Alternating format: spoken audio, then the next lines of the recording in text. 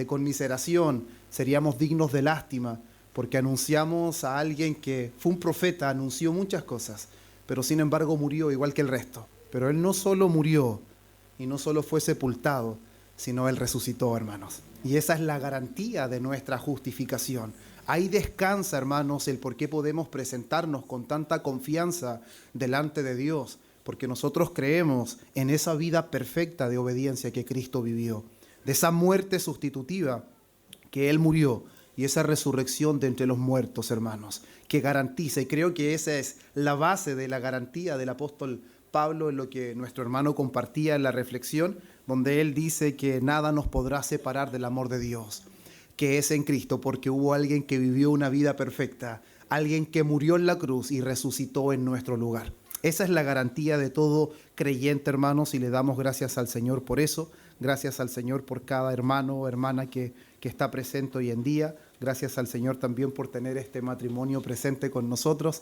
Mi hermano Jordan con su amada esposa, hermanos de Iglesia Bautista Reformada de Coronel que hoy día nos acompañan. Dios de paz les bendiga mucho. Nos sentimos muy gratos de poder tenerles con nosotros aquí. Además, con Jordan nos conocemos hace mucho tiempo, así que gracias al Señor. Nos conocíamos antes de Cristo y nos encontramos después de Cristo. Y eso es maravilloso, hermanos, aunque la historia lo niegue. La historia tiene un antes de Cristo y también nosotros tenemos un antes y un después de Cristo. Y eso es maravilloso, hermanos. Amén. Bueno, conforme el Señor nos ha permitido, hermanos, estos domingos, desde que comenzamos aquí, estamos, ¿cierto?, con los sermones, esta serie de sermones expositivos en el Evangelio según Mateo. Por lo tanto, les voy a invitar a que abran sus Biblias en Mateo capítulo 6. Mateo capítulo 6.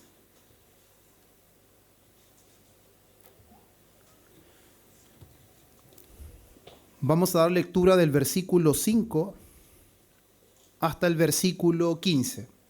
Bien, nosotros ya habíamos mencionado, ¿cierto?, que en esta ocasión Jesús está dando a entender a sus discípulos tres de las prácticas más comunes que se realizaban en ese tiempo, que era el dar limosna, las obras de caridad, también, ¿cierto?, lo que es la oración y lo que es la práctica del ayuno. Sin embargo, una de las cosas que normalmente venían sucediendo es que estas prácticas se habían convertido simplemente en mecanismos en donde los hombres se habituaron a realizarlas, pero sin embargo el corazón, una vez más, como había ocurrido muchas veces en el Antiguo Testamento, estaba muy lejos de esas prácticas. Y el Señor Jesús, con el espíritu de la ley que está dando a entender a sus discípulos, les va a mostrar que la esencia de la piedad no está motivada simplemente por un reconocimiento, por aplausos o porque simplemente las personas me reconozcan, sino que en realidad la verdadera piedad está motivada por un corazón que anhela la gloria de Dios. Amén. Así que los invito a que nos pongamos en pies y vamos a dar lectura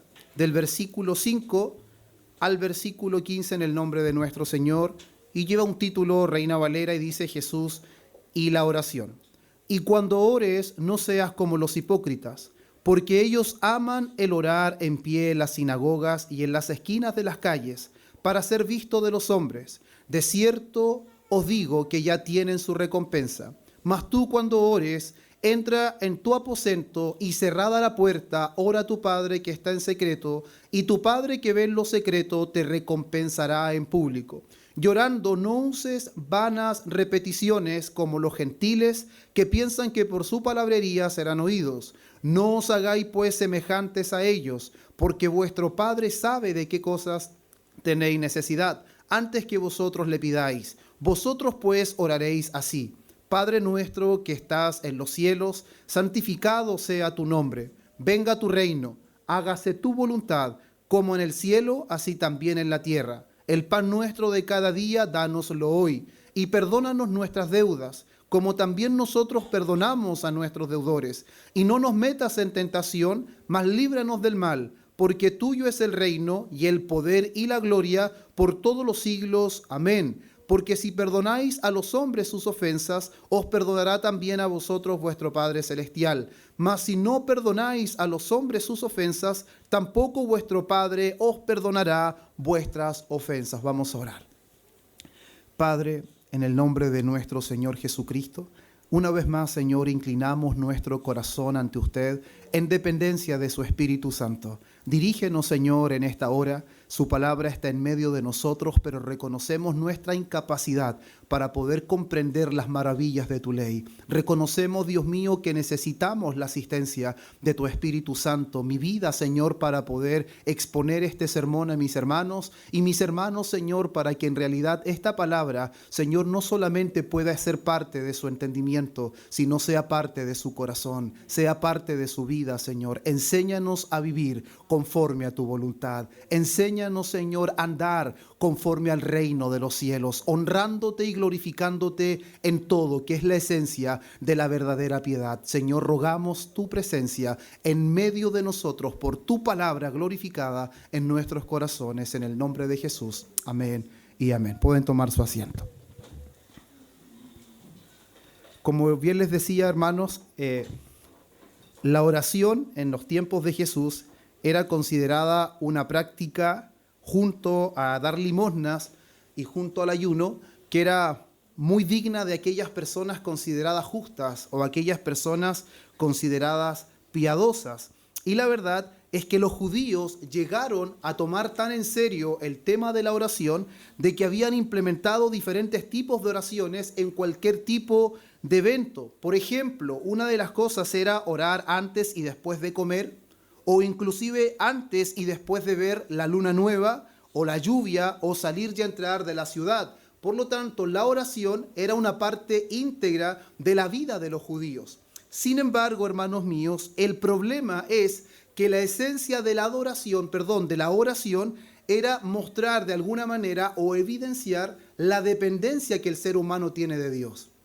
Cuando nosotros oramos, estamos mostrando al Señor o estamos dando evidencia que en realidad nosotros no somos autodependientes, que nosotros dependemos del Señor, que no somos autosuficientes, sino que necesitamos que el Señor obre en cada área de nuestras vidas. Sin embargo, hermanos, cuando la oración finalmente terminó siendo algo mecanizado, perdió su esencia, perdió la razón de ser. Y hermanos míos, era tal punto cómo los judíos llegaron a implementar la oración, que inclusive les va a ser muy familiar, porque Daniel dice la palabra que él se inclinaba a orar 3 veces al día, ¿cierto? Y eso era una práctica muy común en el pueblo hebreo. De hecho, ellos tenían 3 oraciones en el día, que era la hora tercera, era la hora sexta y era la hora novena. 9 de la mañana, 12 del día y a las 3 de la tarde. Y es algo muy similar a lo que les decía, porque Daniel se inclinaba 3 veces al día, como lo menciona en Daniel capítulo 6, versículo 10, cuando dice: cuando Daniel supo que el edicto había sido firmado, entró en su casa y abiertas las ventanas de su cámara que daban hacia Jerusalén, se arrodillaba 3 veces al día, lloraba y daba gracias delante de su Dios como lo solía hacer antes. Y mire lo que dice el salmista en el Salmo 55, versículo 17. Dice: tarde y mañana y a mediodía oraré y clamaré y él oirá mi voz. Entonces podemos ver que la oración 3 veces al día era algo como un patrón de oración que tenían los judíos. La intención, hermanos, de esta práctica era crear esa buena costumbre de buscar a Dios, porque no es una mala costumbre, no es un mal hábito. No es algo malo orar. De hecho, algunos llegan a pensar que Jesús aquí está prohibiendo la oración congregacional o la oración en público. Sin embargo, no es el corazón de Jesús prohibir ese tipo de oraciones, sino lo que Él va a poner en el correcto entendimiento es cuál debe ser la motivación de lo que nosotros hacemos. ¿Qué es lo que nos mueve a dar limosnas? ¿Qué es lo que nos mueve a orar? ¿Qué es lo que nos mueve a nosotros a ayunar? Y claramente lo que estaba moviendo a los religiosos de aquel tiempo era simplemente obtener recompensa de los hombres en cuanto a reconocimiento, en cuanto a aplausos. Finalmente el corazón de ellos se sentía satisfecho cuando las personas lo reconocían. Y eso, hermanos, nosotros seríamos bastante insensatos al pensar que simplemente fue algo que les podía ocurrir a ellos, porque el corazón de nosotros es orgulloso. El corazón del hombre es altivo y fácilmente puede cambiar la motivación del corazón. Hoy día podemos sentirnos muy motivados por adorar al Señor. Sin embargo, en algún escenario, en algún momento de nuestras vidas, podemos recibir reconocimiento y nuestro corazón no se va a conducir de la manera más correcta. Por eso es importante que nosotros tomemos con seriedad lo que el Señor Jesús les está enseñando a sus discípulos, porque esta es la manera en la que sus discípulos se conducen. Esta es la manera en la que los ciudadanos del reino andan. Habrá una marcada diferencia en aquellos que siguen a Jesús y en aquellos que no siguen a Jesús. Habrá una marcada diferencia en aquellos que en realidad la gracia de Dios ha obrado en sus corazones y en aquellos que todavía no conocen la gracia de Dios. Porque la gracia de Dios ha venido a los hombres para que les enseñe a poder caminar en este mundo de una manera recta, de una manera sabia. No de una manera inconsecuente. No es una gracia que nos hace permisivo el pecado, sino es una gracia que nos liberta del pecado. Es una gracia que nos hace siervos de Dios y que lleva un fruto y es nuestra santificación.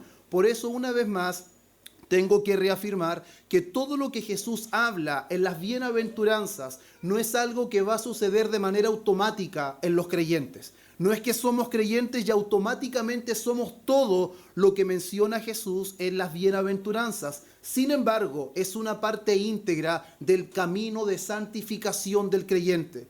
Todo creyente es santificado. Todo creyente será santificado. Por lo tanto, cada día de su vida irá en un camino progresivo hacia la voluntad del Señor. Y cuando nosotros vemos en el versículo 5, que es el con el que comenzamos esta lectura de hoy, dice: y cuando ores, no seas como los hipócritas, porque ellos aman el orar en pie en las sinagogas y en las esquinas de las calles para ser visto de los hombres. De cierto os digo que ya tienen su recompensa. Hermanos, Jesús una vez más apunta a la falsa piedad de los religiosos. Y esta vez, como decíamos, queda expresada en la oración. Nosotros habíamos dicho que la verdadera piedad es la que nace de un corazón sincero, es la que nace de un corazón humilde, que no busca el reconocimiento, que no busca la propia gloria, sino que busca la gloria de Dios. No anhela el reconocimiento de los hombres, y fuimos muy claros en mencionar en Mateo 5, versículo 16, porque Jesús habla de que nuestra luz alumbre y que los hombres vean nuestras buenas obras. Y dijimos que parece contradictorio. La diferencia está en que ese versículo apunta de que las buenas obras no son lo que Jesús está diciendo que es incorrecto, porque nosotros deberíamos manifestar buenas obras. Deberíamos ser hombres piadosos, pero piadosos en verdad. Y la verdadera piedad no busca reconocimiento. La verdadera piedad busca la gloria de Dios. Eso es lo que Jesús dice, que vuestras buenas obras glorifiquen a vuestro Padre que está en los cielos. Esa es la gran diferencia, que la falsa piedad son obras, y son obras buenas, aparentes. Por eso, hermanos míos, el camino del discípulo, el camino del seguidor de Jesús no se basa solamente en hacer buenas acciones. Hay muchas personas que hacen buenas acciones, pero sin embargo lo que en realidad trae gloria a Dios es cuando la motivación es la gloria de Dios. Cuando el deseo es que Dios sea glorificado. Cuando hacemos buenas acciones de caridad, cuando hacemos obras de misericordia, que es el sermón anterior, solamente para recibir el reconocimiento de los hombres, es algo que Dios desecha, es algo que Dios aborrece, porque la generosidad no es algo que solamente vemos en el Nuevo Testamento. Nosotros vimos con claridad que la generosidad es algo que Dios demanda a su pueblo desde el Antiguo Testamento. ¿Se recuerdan cuando había una cosecha que Dios preparaba para ellos, para que dieran a los necesitados y a las viudas, pero al mismo tiempo había una cosecha que era para todos los pobres? Entonces, hermanos, claramente Dios demanda generosidad desde siempre. Pero sin embargo, alguien puede ser muy generoso, pero no tener verdadero amor, no tener verdadera piedad. ¿Cómo puede ser eso posible? El apóstol Pablo se los dice a los corintios. Si en realidad yo puedo dar mi cuerpo para ser quemado, o puedo repartir todos mis bienes, pero si no tengo amor, parece inconsecuente dar mi vida por alguien. Parece inconsecuente dar todos mis bienes y aún así no tener amor. ¿Por qué? Porque la motivación del corazón, hermanos, es lo que trae gloria a Dios. Porque los hombres ven la apariencia. ¿O no es acaso lo que le ocurrió a Samuel? Siendo un profeta de Dios, él miró la apariencia, su hermoso parecer, su estatura, quizás su estructura física, pero sin embargo Dios le dijo a Samuel, Samuel, yo no veo lo que tú ves. Él ve el corazón, Él conoce la realidad, Él conoce la integridad y la motivación de nuestros corazones. Y hermanos, una vez más enfatiza una palabra que es muy fuerte y que la vimos nosotros en el sermón anterior. Y cuando ores, no seas como los hipócritas. Eso quiere decir, no seas como aquellos que solo actúan, porque esa es la palabra hipócrita, actor. Solamente montan un espectáculo. No sean personas que simplemente estén alardeando y esperando el reconocimiento, porque eso es lo que espera un actor. Cuando montan una obra, lo que esperan son los aplausos. Ustedes no estén esperando recompensa de los hombres. No se conduzcan de manera hipócrita. ¿Por qué Jesús está hablando esto? Cuando ores, no seas como los hipócritas. Hermanos, porque qué triste es. Hermanos, qué triste es que nosotros aparentemos delante de los mismos hermanos. Qué triste sería que nuestro caminar sea de una manera ante nosotros, pero en secreto sea de una manera distinta. Pero cuán más terrible es que aun cuando oramos estamos aparentando ante Dios. Le estemos montando un espectáculo a Dios, hermanos. ¿Qué sentido tiene montarle un espectáculo a Dios? ¿Acaso Dios estará esperando que el espectáculo termine para aplaudirnos? Y para decir, oh, qué buen orador, qué gran retórica, qué hombre más elocuente. Hermanos, eso no va a suceder. Por eso Jesús deja muy en claro a sus discípulos, cuando ores no sea como los hipócritas. No montes un espectáculo, no montes un show, porque ellos lo hacen. Los hipócritas buscan hacer estas cosas y ellos aman el orar. Hermanos, amar orar no es un pecado. Todos deberíamos amar orar. De hecho, deberíamos pasar mucho más tiempo orando del que pasamos. Creo que todos deberíamos reconocer que no dedicamos el suficiente tiempo a la oración de lo que deberíamos dedicar. Normalmente nos pasamos diciendo cuán débiles somos, cuántas dificultades tenemos que enfrentar, pero si fuéramos tan débiles como decimos decir, en realidad pasaríamos más tiempo orando, porque el débil ora, el fuerte no ora. El débil pide ayuda y sabe que su ayuda viene del cielo. Eso es lo que dice el salmista, alzaré mis ojos hacia el monte. ¿De dónde vendrá mi socorro? Mi socorro viene del Señor, que hizo los cielos y la tierra. Nuestro socorro no viene de nuestras personas al lado. Dios muchas veces usa a las personas, a nuestros seres queridos, a hermanos, pero sin embargo el socorro no viene de nadie en particular. El socorro solo viene del Señor. Por lo tanto, deberíamos amar orar. El problema no es que ellos amaban el orar de esa manera. Ellos amaban el orar en pie, en las sinagogas y en las esquinas de las calles, para ser visto de los hombres. Ellos amaban, hermanos, que la gente pudiera hablar y mencionar de lo que ellos hacían. Les encantaba el reconocimiento.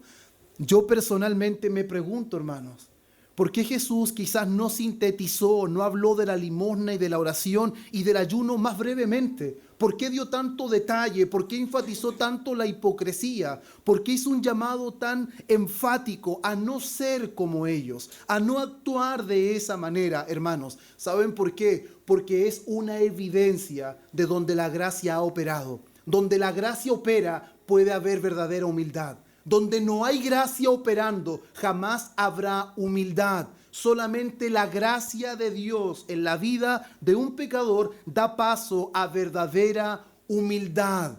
Sin gracia no hay humildad. Sin gracia no hay una motivación correcta a las cosas que nosotros hacemos. Y simplemente haremos lo que haremos, incluyendo nuestras oraciones, solamente para ser visto por los hombres. Y ese es un peligro, hermanos, latente. Es un peligro muy latente. Inclusive nosotros podemos ver en la parábola del fariseo y el publicano en qué consistían las oraciones de estos hombres. Lucas capítulo 18, versículo 11 y 12. El fariseo puesto en pie oraba consigo mismo de esta manera. Hermanos, qué terrible, qué tragedia. Este hombre no oraba con Dios, oraba consigo mismo. ¿Será posible eso? Claro que sí. Cuando la oración pierde el foco, cuando no entendemos que la oración no es un despliegue de nuestra elocuencia, no es simplemente contarle a Dios cuán bien estamos haciendo las cosas o cuán digno de recompensa soy. La oración es dependencia. La oración es un reconocimiento de que no soy capaz por mí mismo.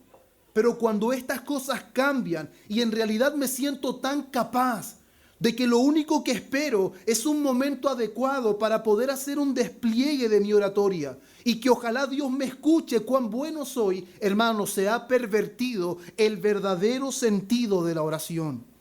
El fariseo puesto en pie oraba consigo mismo de esta manera: Dios, te doy gracias. Y vamos a ver cómo esta oración, hermanos, no se adecúa al modelo de oración que Jesús le da a sus discípulos. Está muy lejos de poder tener los componentes básicos de una oración que nace de un corazón tratado por Dios. Te doy gracias porque no soy como los otros hombres. Esta oración no comienza exaltando a Dios. Esta oración no comienza humillándose ante Dios, sino comienza dando gracias porque Él no es como los otros hombres. Él no es ladrón. Él no es injusto, Él no es adúltero, ni tampoco es como ese publicano traidor. Él ayuna más de lo que la ley demandaba, Él ayuna 2 veces a la semana, y doy diezmo de todo lo que gano. ¿Se dan cuenta cómo en realidad esa oración, hermanos, no muestra ninguna dependencia? Solo es un alarde de todas las cosas que Él hace. Es un alarde de todo lo que Él está haciendo, de cómo Él no se conduce como el grueso de los hombres. Yo soy diferente, yo camino por encima de cómo caminan los demás. Prácticamente, Señor, ¿a qué hora me das el premio? Señor, ¿a qué hora me recompensas? ¿A qué hora me nombran delante de todos? Porque en realidad lo merezco. Esa oración se transformó simplemente en un alegato, hermanos, en un alegato de recompensa. Y si bien nosotros pensamos en esta hora y reconocemos el escenario en que nosotros estamos sumergidos en nuestra comuna o en nuestra región, nosotros vamos a escuchar a muchos predicadores enseñando: reclámale a Dios. ¿Y por qué es una oración de reclamo? Porque se ajusta a la oración del fariseo. Es necesario que Dios nos recompense porque nuestros hechos, nuestras acciones, nuestra conducta demanda de que Dios nos recompense. Si yo he hecho esto, Dios está en la obligación de responderme. Pero sin embargo, Jesús va a enseñar que la verdadera oración jamás reclama. La verdadera oración jamás, hermanos, se atreve a formular un alegato delante de Dios, porque la verdadera oración nace de un corazón que reconoce gracia en su vida, reconoce misericordia en su vida. A ellos les encantaba ponerse en pie en las sinagogas y en las esquinas de las calles y hacer sus oraciones en voz fuerte para que la gente los admirara, porque sus palabras eran elocuentes y pudieran decir qué hombres tan piadosos son. Sin embargo, Jesús es muy enfático: ya tienen su recompensa. Los aplausos son suficientes. Los buenos comentarios y el reconocimiento del auditorio es suficiente. No hay más recompensa que eso. Vimos nosotros en el sermón anterior que no hay recompensa del cielo cuando las motivaciones que nos llevan a hacer las acciones que hacemos no son la gloria de Dios. Y eso nos debe llevar a meditar todo el tiempo, hermanos. Jesús está hablando de la limosna, en esta ocasión de la oración. Más adelante habla del ayuno, pero sin embargo, todas las prácticas que hacemos, todas nuestras buenas obras que hacemos, ¿cuál o qué es la motivación? ¿Qué nos motiva a hacer lo que hacemos?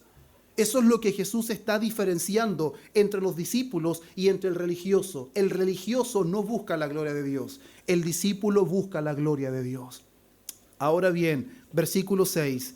Mas tú cuando ores, entra en tu aposento y cerrada la puerta, ora a tu Padre que está en secreto, y tu Padre que ve en lo secreto te recompensará en público. Contrario, hermanos, totalmente contrario a la práctica de los fariseos de realizar oraciones públicas, Jesús exhorta, anima a sus discípulos a orar en secreto. Esto no quiere decir que no es posible orar en público. Cuando hacemos un culto de oración, estamos orando en público. Nuestros hermanos están escuchando nuestras oraciones, pero sin embargo nuestras oraciones deben estar marcadas, hermanos, por la necesidad continua que tenemos de Dios y de su providencia. Necesitamos a Dios y necesitamos su providencia. No es simplemente un alarde de lo que hemos hecho. Se imagina, hermanos, en un culto de oración, un hermano orando y diciendo: gracias, Señor, porque hoy día hice el aseo en la iglesia. Gracias, Señor, porque hoy día fui a predicar. No todos fueron, pero yo fui. He ido toda la semana. Hermanos, es eso. Es eso. Si en realidad lo que nos está motivando a congregarnos, lo que nos motiva a hacer todo lo que hacemos en cuanto a obras piadosas, es simplemente que en algún momento nos reconozcan, que en algún momento, hermanos, nos den el lugar que merecemos, estamos equivocados. Eso no es lo que caracteriza a los ciudadanos del reino.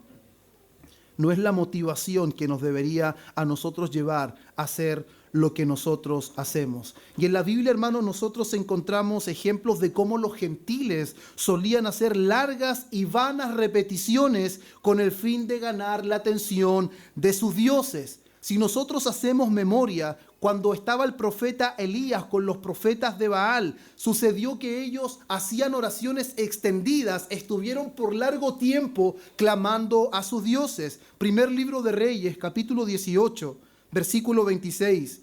Y ellos tomaron el buey que les fue dado y lo prepararon, e invocaron el nombre de Baal desde la mañana hasta el mediodía, diciendo: Baal, respóndenos.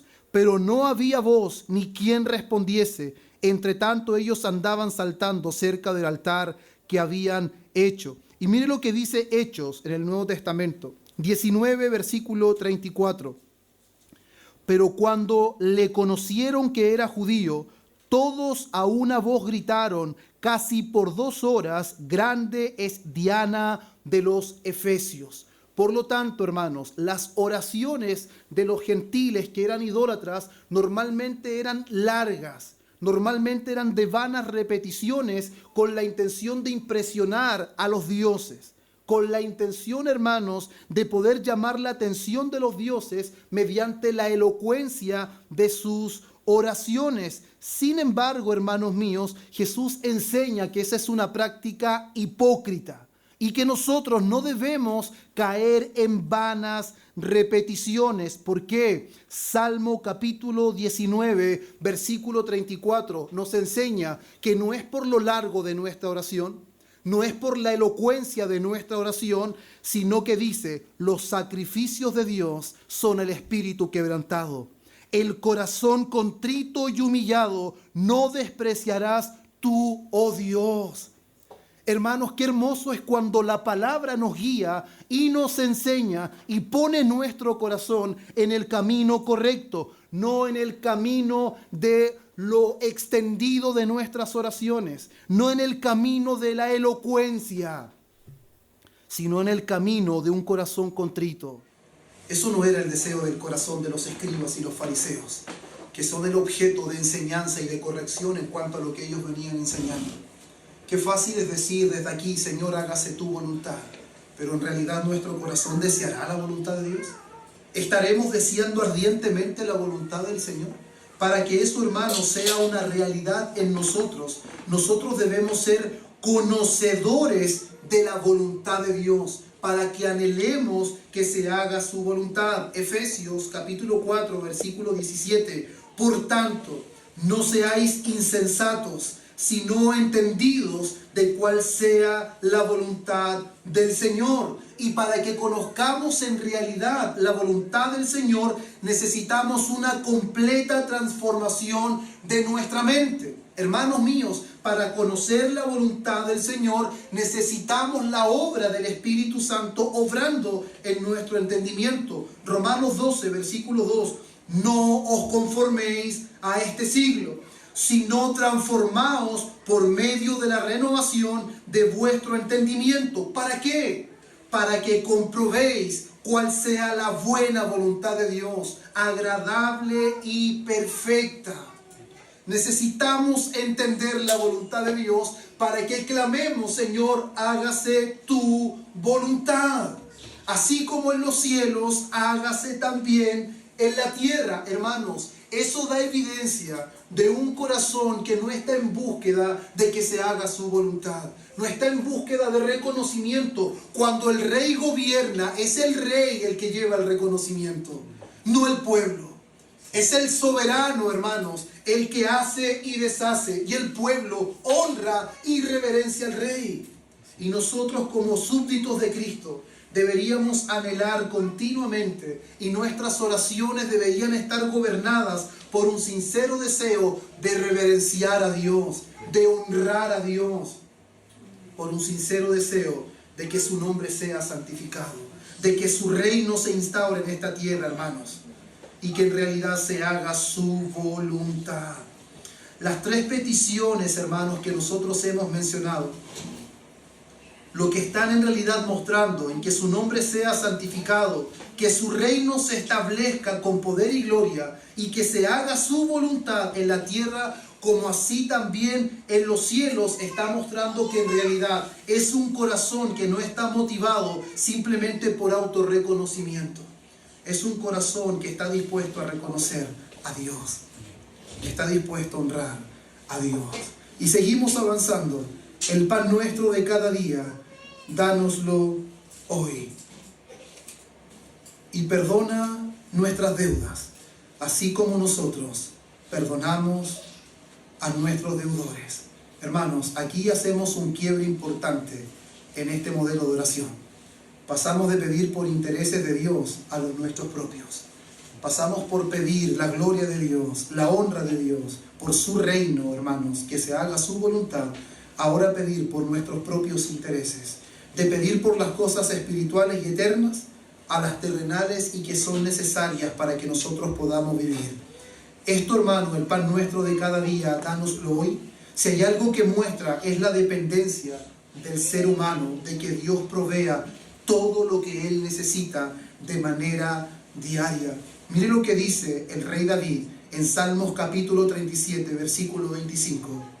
Joven fui y he envejecido, y no he visto justo desamparado, ni su descendencia que mendigue pan. Salmos 23:1. Jehová es mi pastor, nada me faltará. ¿Sabe lo que da a entender eso? Que la confianza del salmista está completamente puesta en Dios. Y cuando él alza su oración al cielo, reconoce de que Dios puede satisfacer todas las necesidades que conllevan para él poder vivir en esta vida. El Señor es mi pastor, nada me faltará.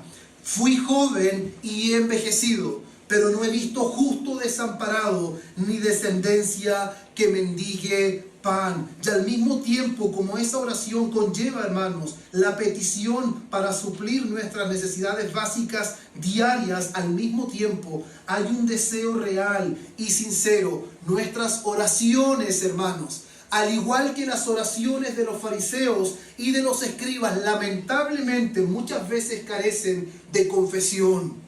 Muchas veces carecen de una necesidad real de perdón. Una vez más cito lo que decía Jonathan Edwards: me arrepiento de mi arrepentimiento.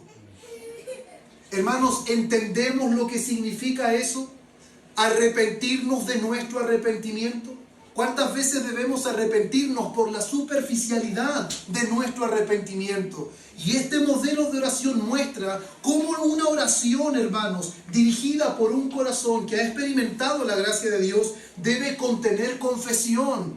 Nuestros pecados deben ser confesados delante del Señor. Debe haber un sincero deseo de perdón. Porque Dios es amplio en perdonar, hermanos. Es amplio en perdonar. Pero si hay algo que nosotros hemos venido estudiando estos días viernes, referente a la disciplina de la iglesia, buscando siempre que el hermano que ofende se vuelva de su mal camino, ¿cierto? Has ganado a tu hermano. Eso implica que para ganar al hermano, para que el que cometió la ofensa sea restituido, debe haber arrepentimiento. Si no hay arrepentimiento, no hay perdón. Muchas personas dicen, la Biblia dice, tienes que perdonar porque Dios es perdonador. Sí, pero cuidado, Dios perdona al que se arrepiente. Y nosotros bien haríamos también en ser libres en perdonar, pero al que se arrepiente. Eso es muy importante, hermanos. Perdona nuestras deudas, así como nosotros perdonamos a nuestros deudores. Hermanos míos, así como pedimos el pan de cada día, también nosotros necesitamos salud espiritual. Necesitamos tener nuestra relación con Dios en buenas condiciones. Y mire lo que nos dice Juan en su primera carta, capítulo 1, versículos 9 y 10. Si confesamos nuestros pecados, Él es fiel y justo para perdonar nuestros pecados y limpiarnos de toda maldad. Si decimos que no hemos pecado, le hacemos a Él mentiroso y su palabra no está en nosotros. Eso quiere decir, hermanos, que nuestras oraciones deben contener en realidad confesión. Pero cuán carentes somos de confesión. Bien haríamos, hermanos, en escudriñar un poco la vida de Martín Lutero, que se la pasaba confesándose hasta por lo más mínimo. De repente nosotros debemos confesar que nos hemos vuelto superficiales en nuestra confesión. Y solamente confesamos lo que vemos digno de confesión. Y olvidamos de que todo pecado es una ofensa ante Dios. Y deberíamos pasar mucho tiempo, hermanos, confesando nuestro pecado, confesando nuestra superficialidad, confesando, hermanos, que no hemos honrado el nombre de Dios como deberíamos hacerlo. ¿Y sabe qué? Él es fiel y justo. Qué terrible sería, hermanos, que yo los motivara a orar, que los motivara a confesar sus pecados, si la Biblia no dijera que Él es fiel y justo para perdonar nuestros pecados y limpiarnos de toda maldad. Pero sin embargo, la palabra dice que peor es arrodillarse a pedir perdón y levantarse sin perdón, porque pecamos aún más, porque ponemos en duda la fidelidad que Él nos da a través de su palabra para perdonarnos. El que confiesa su pecado, Dios lo perdona. El que no confía en el perdón de Dios está pecando aún más. El que lo confiesa, hermanos, y se aparta, dice el proverbista, alcanza misericordia. Esa es la realidad de lo que Dios va a entender. Por eso nuestras oraciones, hermanos, no deberían carecer de confesión. No deberían ser solamente, hermanos, una exposición de lo que hemos hecho o de cómo hemos vivido. No es la oportunidad para mostrarle a los demás cuánto he crecido en este tiempo. No es la oportunidad para que los demás vean cuán elocuente o para mostrar cuánto me he educado, hermanos. Siempre hemos dicho, hermanos, de que educarnos es muy importante. El poder estudiar es muy importante. El problema está en cuando confiamos en el estudio. Cuando ponemos la confianza en cuánto hemos hecho, en cuánto tiempo hemos dedicado, en cuánto esfuerzo hemos hecho. No, hermano, nuestra confianza no descansa en eso. Nuestra confianza está en Dios. Nuestra confianza está en la persona y la obra de Cristo, en nada más. Aunque todo lo hiciéramos, siervos inútiles somos. Y eso inútil no significa inservible, significa sin mérito. Nada lo obtenemos por obras meritorias. Todo lo que obtenemos de Dios es por la obediencia de Cristo que nos ha sido atribuida a nosotros. Eso trae gozo y descanso al creyente. Ya no está preocupado de hacer méritos y de acumular, hermanos, como los católicos romanos que tienen un tesoro de méritos. Sienten que hubieron hombres en la historia con tanto mérito que hasta les sobró para prestarles méritos a otras personas. ¡Qué herejía más grande, hermanos! ¡Qué tragedia más grande! Pensar que nuestros méritos son suficientes o son necesarios para poder acercarnos a Dios. Gracias a Dios que la salvación es por gracia. Porque si fuera por méritos, estamos condenados, hermanos. Estamos completamente condenados. Entonces, si todos decimos amén a una, nuestras oraciones deben estar marcadas por esa gracia que nos salvó, por ese perdón gratuito, hermanos, y por ese reconocimiento de que la santidad de Dios no nos consumió como debería consumirnos. Y ahora deberíamos actuar muy similar a como actuó el profeta Isaías. ¿Quién debía ser consumido? Él. ¿Quién debía ser pulverizado por sus pecados? Él. Ahora se oye una voz desde el cielo. ¿A quién enviaré? ¿Y quién irá por nosotros? Heme aquí. Envíame a mí. ¿Por qué? El perdonado fui yo. El que debía ser consumido fui yo. El que recibió gracia fui yo. Entonces, ¿quién irá? Yo. ¿Por qué? Para hacer obras meritorias. Para que las personas me vean, para que las personas me reconozcan. No, porque la gracia de Dios me impulsa a hacerlo por gratitud, por honra a Dios. Que Dios sea honrado por lo que hago, que Dios sea honrado por cómo vivo. No para que la gente diga qué piadoso es, hoy qué hombre de Dios. No, hermanos, esa no es la finalidad. Los escribas y fariseos lo hicieron muy bien. Ya no es necesario más personas que solamente procuran un reconocimiento propio. Ya no es necesario, hermanos. Solamente Dios, hermanos, nos otorga perdón por pura gracia. Un día dijimos algo muy importante: la fe no salva y el arrepentimiento tampoco. Quien salva es Cristo. Es Cristo. ¿Por qué? Corremos el peligro de descansar en nuestra fe. Corremos el peligro de confiar en nuestro arrepentimiento. No, hermanos. El arrepentimiento sin Cristo no es nada. La fe sin Cristo no es nada. Pero sin embargo es por Cristo y por medio de la fe. Y el arrepentimiento, que son dones de Dios, obras del Espíritu Santo en nosotros.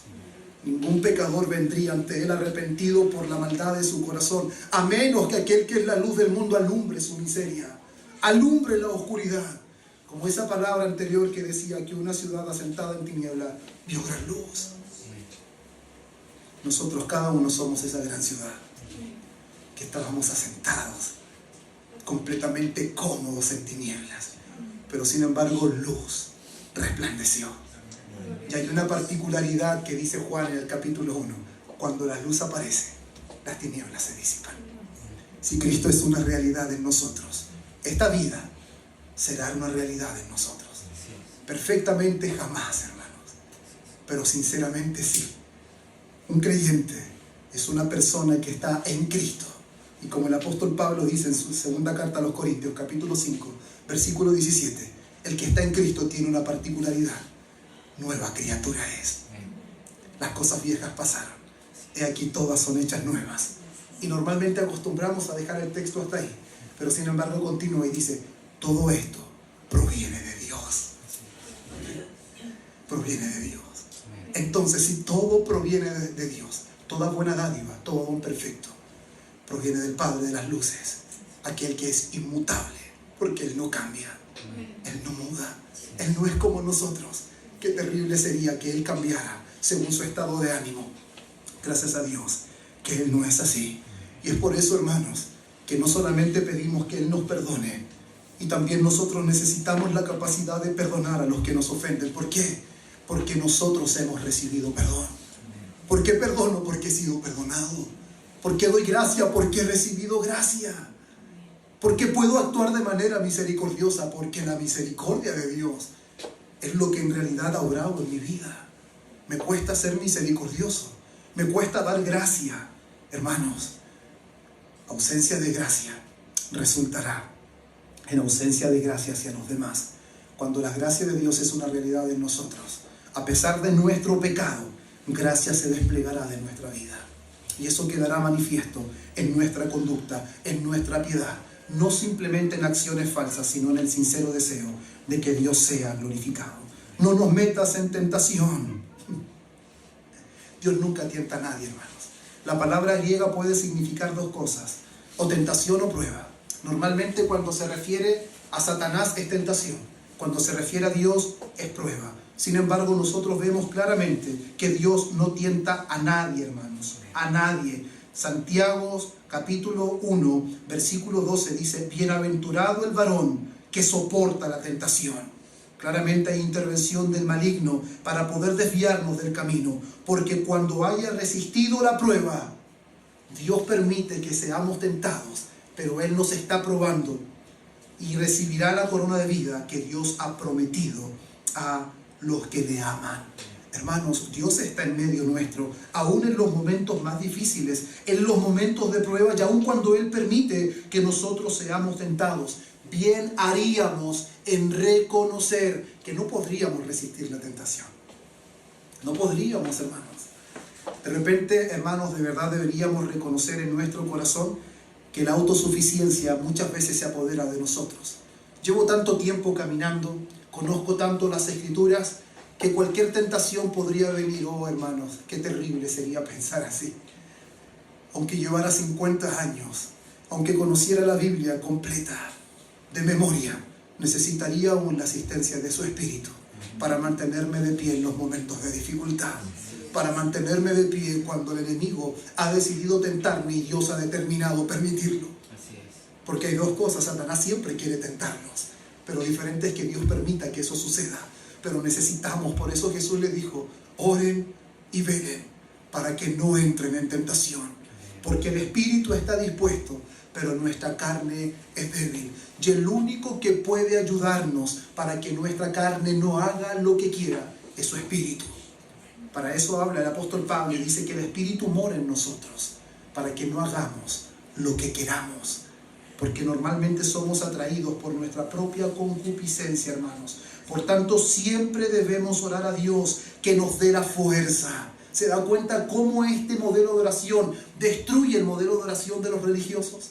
Confianza en sí mismo, buscando reconocimiento, buscando solamente recompensa humana. Este modelo de oración nos muestra que la fuerza no proviene de nosotros. La fuerza proviene de Dios, que no podemos resistir la tentación, solo Dios puede librarnos de la tentación. Y Jesús alentó a sus discípulos a que continuamente oren, porque la carne es débil.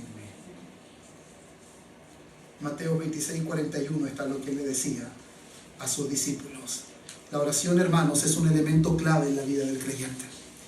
Solamente a través de la oración, hermanos, dirigidos por su palabra, podremos resistir al diablo. Pensar que vamos a resistir sin hacer uso de los medios de gracia que Dios nos ha dejado, hermanos, es algo muy fatal. Primera de Corintios, capítulo 10, versículo 13. No os ha sobrevenido ninguna tentación que no sea humana, pero fiel es Dios, que no os dejará ser tentados más de lo que podéis resistir, sino que dará también juntamente con la tentación la salida para que podáis soportar. No soportaríamos si Él no estuviera en medio de nosotros en la tentación. Entonces, cuando alguien está de pie, bien haría no jactarse, porque ¿qué tienes que no hayas recibido? Y si lo recibiste, ¿de qué te jactas? Si la Escritura es clara, porque de Él y por Él y para Él son todas las cosas. Entonces la respuesta es clara: a Él sea la gloria. Solo a Él sea la gloria. Amén. Mas líbranos del mal, líbranos de toda influencia del maligno. Si hay algo que el creyente ahora no quiere, es seguir la corriente que antes seguía. Si él ya no quiere blasfemar el nombre de Dios como antes lo hacía, y confiamos en las palabras del apóstol Pablo en 2 Timoteo 4:18, y el Señor me librará de toda obra mala y me preservará para su reino celestial. Hermanos, ¿quién nos librará de toda obra mala? Solo Dios. ¿Quién nos preservará para su reino celestial? Solo Dios. Entonces, una vez más, a Él sea gloria por los siglos de los siglos. Amén. Por eso hemos dicho en otra oportunidad que dentro de las doctrinas de la gracia, la perseverancia de los santos, a mí me encanta más mucho que los santos son preservados. No que los santos perseveran, sino que los santos son preservados porque Dios los preserva. Ningún santo perseveraría a menos que Dios lo preserve. Solamente Él nos guarda, como dice el apóstol, que somos guardados por el poder de Dios. Porque tuyo es el reino y el poder y la gloria por todos los siglos. Amén.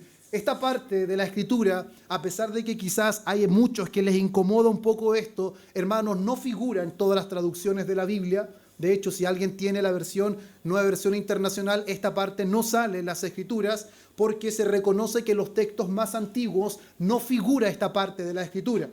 Sin embargo, algunos dicen que fue agregada por temas de liturgia del culto, dando a entender de que siempre es bueno exaltar a Dios al principio y al final. Algunos dicen que es parte también del primer libro de Crónicas, capítulo 29, versículo 11, cuando dice: tuya es, oh Jehová, la magnificencia y el poder, la gloria, la victoria y el honor, porque todas las cosas que están en los cielos y en la tierra son tuyas. Tuyo, oh Jehová, es el reino y tú eres excelso sobre todos.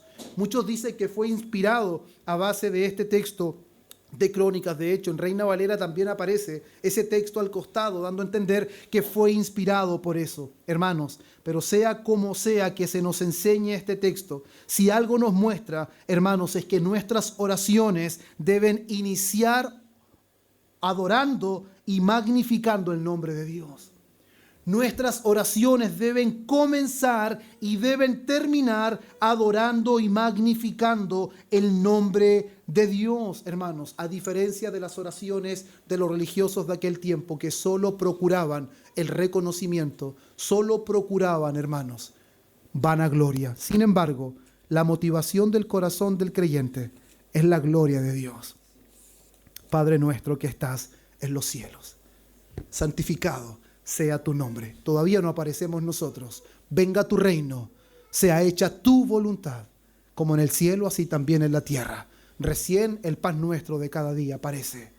Primero, sobre nuestras necesidades, hermanos, está la gloria de Dios. ¿Por qué? Porque Él conoce de qué tenemos necesidad y solo Él puede suplirlas. Por lo tanto, bien haríamos en seguir este modelo de oración que Jesús enseñó a sus discípulos en ese entonces y nos enseña a nosotros hoy en este día presente. Amén. Pongámonos de pie.